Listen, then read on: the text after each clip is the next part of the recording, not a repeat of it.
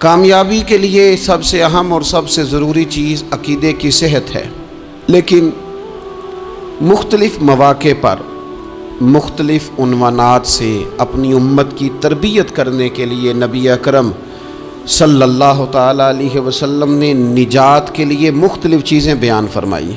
اخلاقیات کے باب میں، روحانیات کے باب میں اور تکمیل کردار کے باب میں، وہ ساری باتیں قابل عمل بھی ہیں، قابل توجہ بھی ہیں اور ہماری روزمرہ کی ضرورت بھی ہیں۔ مختلف مواقع پر نبی پاک علیہ السلام نے مختلف چیزوں کا بیان فرمایا، اور جہاں جہاں بھی جس چیز کا بیان فرمایا وہ اپنی جگہ ایک بڑی اہمیت رکھتی ہے اور بڑی طاقت رکھتی ہے۔ یہ حدیث جو آج ہماری گفتگو کا عنوان ہے، یہ ترمذی میں موجود ہے اور حضرت عقبہ بن عامر رضی اللہ تعالیٰ عنہ اس حدیث کے راوی ہیں۔ یہاں بھی انہوں نے نبی پاک علیہ السلام سے نجات کا راستہ پوچھا ہے۔ بہت ساری سوچیں، بہت سارے نظریات، بہت سارا فلسفہ، بہت سارے سمجھانے والے، بہت سارے قائل کرنے والے، اپنے اپنے انداز میں خیر کی بات بتانے والے لوگ ہر دور میں موجود رہے، لیکن بہرحال حرف آخر وہ ہے جو مدینے والے محبوب نے بیان فرمایا۔ نبی اکرم صلی اللہ تعالیٰ علیہ وسلم سے حضرت عقبہ بن عامر رضی اللہ تعالیٰ عنہ کہتے ہیں کہ میں نے عرض کیا، قلت یا رسول اللہ صلی اللہ تعالیٰ علیہ وسلم من نجات، کہتے ہیں میں نے پوچھا کہ یا رسول اللہ صلی اللہ تعالیٰ علیہ وسلم نجات کیا ہے؟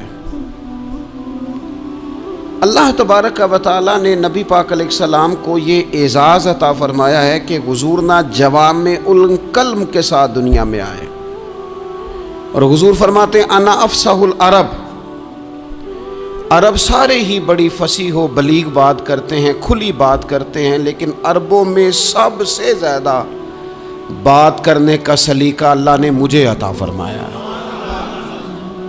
یہ حضور علیہ السلام کی شان اقدس ہے کہ بہترین انداز میں حضور تھوڑے جملوں میں گہری بات، الفاظ کے لحاظ سے وہ بات مختصر ہے اور مفاہیم کے لحاظ سے اتنی وسیع ہے کہ سارے سمندر اس کے اندر سمو دیے نبی پاک علیہ السلام۔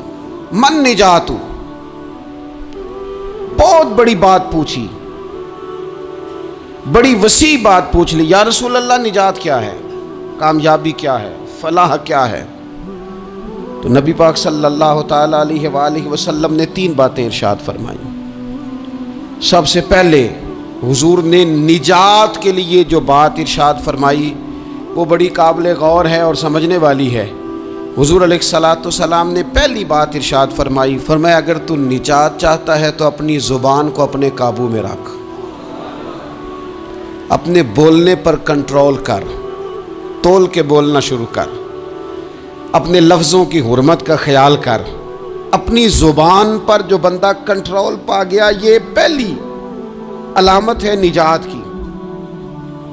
اور ایک مقام پہ نبی پاک علیہ السلام نے یوں بھی بیان فرمایا، فرمایا تم مجھے گارنٹی دو 2 چیزوں کی، اور مجھ سے گارنٹی لے لو جنت کی۔ فرمایا تم مجھے اپنی 2 ٹانگوں کے درمیان شرمگاہ کی اور 2 جبڑوں کے درمیان زبان کی گارنٹی دے دو، اور میں اللہ کا محبوب ہو کے تمہیں جنت کی گارنٹی دیتا ہوں۔ پہلی بات نجات کے لیے نبی پاک علیہ السلام نے یہ ارشاد فرمائی کہ اپنی زبان کو اپنے قابو میں کر، اس پر کنٹرول کر۔ اور دوسرا فرمایا تیرا گھر تیرے لیے کافی ہے، ادھر ادھر بلا وجہ نہ گھوما کر، بغیر سبب کے بہت ساری مجالس میں نہ جایا کر، ضرورت کے لیے جائیں، خیر پانے کے لیے جائیں، اچھے ارادوں سے سفر کریں۔ گئے ہمارے صوفیاء علماء دور دراز کے سفر کیے محدثین نے، کس لیے؟ حضور کی احادیث کو جمع کرنے کے لیے، نبی پاک علیہ السلام کے فیضان سے حصہ پانے کے لیے۔ لیکن فرمایا ادھر ادھر نہ، کچھ لوگوں کو بڑا شوق ہوتا ہے، اس مجلس میں بھی جائیں گے، اس محفل میں بھی جائیں گے، اس کی بھی سنیں گے، اس کی بھی سنیں گے، نتیجہ یہ رہے گا کہ بے یقین ہو جائیں گے، اپنے گھر سے نکلیں گے، گھر گھر پھریں گے، کسی گھر کے نہیں رہیں گے۔ تیرے لیے تیرا گھر کافی ہے، اپنے گھر رہ، اپنا گھر جو ہے وہ تجھے کفایت کرے، اپنے گھر میں قیام کر، یہ دوسری علامت ہے نجات کے لیے۔ اور تیسرے نمبر پہ نبی اکرم صلی اللہ تعالی علیہ وسلم نے فرمایا اگر تو نجات چاہتا ہے نا تو اپنی خطاؤں پہ رویا کر، اپنی خطاؤں پہ آنسو بہا، اپنے آپ پہ رو، اگر چاہتا ہے کہ بچ جائے۔ تین چیزیں نبی پاک علیہ الصلوۃ والسلام نے بیان فرمائی، زبان کو قابو میں کرو، اپنے گھر میں قیام کرو، اور فرمایا کہ تم اپنی خطاؤں پہ رویا کرو۔ یہ تین اگر چیزیں تمہیں میسر آتی ہیں تو پھر رسول پاک علیہ السلام کی زبان فیض حق کے ترجمان سے گارنٹی مل رہی ہے کہ اللہ اس بندے کو نجات عطا فرمائے گا۔ بہت شوق ہے لوگوں کو باتیں کرنے کا، بڑی باتیں، اوئے ہوئے، جو بات بڑے مختصر لفظوں میں دو جملوں میں بیان ہو سکتی ہے اس کے پیچھے اتنی لمبی تمہید باندھیں گے کہ اصل بات ہی رہ جائے گی بیچ میں سے۔ گفتگو، بات، بولنا، یعنی بات ہو رہی ہے، گفتگو ہو رہی ہے دو لوگوں کے بیچ اور کوئی دانا آدمی بات کر رہا ہے تو فٹافٹ مداخلت کریں گے اور جملہ پھینکیں گے، کہیں گے کتھا کلامی معاف، اور اپنی بات شروع کر دیں گے۔ تو میں کئیوں کو روک کے کہتا ہوں کہ پہلے آپ پوچھ تو لیں ہم نے معاف کیا بھی ہے کہ نہیں۔ بہت باتیں کرتے ہیں بعض لوگ، بہت باتیں کرتے ہیں، اور دنیا میں جو زیادہ خطائیں ہوتی ہیں وہ زبان کی وجہ سے ہوتی ہیں۔ عملاً کوئی کسی کو کیا تکلیف دے گا، ہاتھ کوئی کسی پہ کیا اٹھائے گا، لیکن لفظوں کے تیر، جملوں کے ترش لہجے اور زبان کی کڑواہٹ، حضرت عثمان غنی رضی اللہ تعالیٰ عنہ فرمایا کرتے تھے کہ زبان تو روح کو گھائل کر جاتی ہے، بندے کو اندر سے توڑ کے رکھ دیتی ہے یہ زبان۔ بہت سارے لوگ تھے، انہوں نے بہت سارے جملے زندگی میں بولے، میں یقین سے کہتا ہوں کہ انہیں بھی پچھتاوا ہوا کہ یار مجھے یہ والا لفظ نہیں کہنا چاہیے تھا، لیکن کاش یہ بعد میں پچھتانے سے پہلے آپ سوچ لیتے۔ اور بہت سارے لوگ ایسے ہیں جو مجھے پتہ ہے جو وہ کہہ رہے ہیں وہ معافی ضمیر ان کا نہیں ہے، وہ ان کے خیالات نہیں ہوتے، لیکن وہ کہہ دیے انہوں نے، اور کہنے کے بعد اندازہ ہوا کہ یہ ہمیں کہنا نہیں چاہیے تھا۔ دوسرا ارشاد فرمایا کہ تو اس طرح کر، اپنے گھر کو نہ لازم پکڑ لے، تیرا گھر تیرے لیے بہتر ہے، تیرا گھر تیرے لیے کفایت کرنے والا ہے۔ شریعت اسلامیہ میں نا رہبانیت منع ہے، سارے حقوق چھوڑ کے بندہ گھر میں بیٹھ جائے، حجرے میں بیٹھ جائے، مسجد منع ہے، لیکن کچھ دیر کے لیے وَتَبَتَّلْ إِلَيْهِ تَبْتِيلًا، سب سے کٹ کر اللہ کے ساتھ جڑ جاؤ۔